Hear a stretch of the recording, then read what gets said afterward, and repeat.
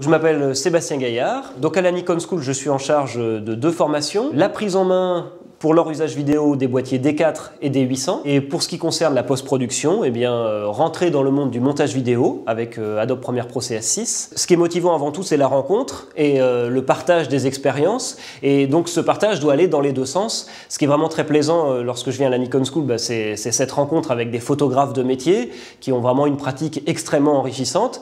Et le défi, et ce qui marche plutôt bien, c'est justement tout l'accompagnement que je peux faire en leur apportant mon expertise sur un autre domaine, celui de la vidéo, parce que moi je ne suis pas du tout photographe, j'ai un profil de vidéaste depuis de nombreuses années, que ce soit au niveau de ma pédagogie ou au niveau de ma pratique, plutôt avec un profil de JRI. La difficulté lorsqu'on rentre justement sur cette problématique de la vidéo, de l'image animée et qu'on vient de l'image fixe, c'est qu'il y a tout un nouvel univers auquel on est confronté. Déjà en fait, il y a tout un enjeu technique qui se fait au niveau des boîtiers, et pour ça c'est quand même assez plaisant sur les D800, les D4, bientôt le D600, assistance avec les autofocus, rappelons la sortie casque quand même, enfin, qui peut paraître une évidence pour des caméscopes, mais qui était une nouveauté sur les boîtiers. Donc déjà tout cet environnement-là, il faut quand même savoir bien en tirer parti. Je parlais du son, on peut parler de l'entrée micro, bien régler par exemple ses vumètres, l'intensité de ses micros, etc.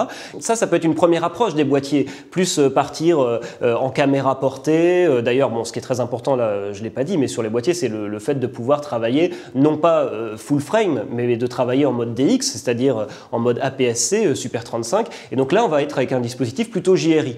Et après, on va toujours pouvoir aller, bien sûr, sur des plans plus exigeants, plus poussés, pourquoi pas avec de l'accessoirisation. Et là, on fait tout un côté sensibilisation, accompagnement, prise en main, avec par exemple le bon usage d'un follow focus, créer un plan dans le mouvement avec par exemple des grues, et après au niveau des codecs, par exemple, comprendre l'enjeu de cette compression, quel va être l'intérêt et la plus-value d'un 4.2.2 par rapport à un 4.2.0, et donc l'enregistreur externe avec la prise HDMI clean. Le but, c'est de ne pas rester dans de la technique, c'est de se l'approprier et de ramener ça à des usages et à de la mise en pratique le plus rapidement possible. Donc ça, c'est l'usage des boîtiers en dispositif JRI. Et après, bien sûr, on peut aller sur du plan plus exigeant, plus dans la lignée, par exemple, du cinéma numérique ou du cinéma tout court. Et donc, avec une accessoirisation, comme par exemple un point extrêmement précis géré avec les follow focus, ou encore l'usage d'accessoires pour créer du mouvement avec des plans assez riches, un plan fait avec une grue, par exemple. Ou alors, en ce qui concerne tout ce qui est au niveau de la compression et de l'impact que ça peut avoir sur la post-production,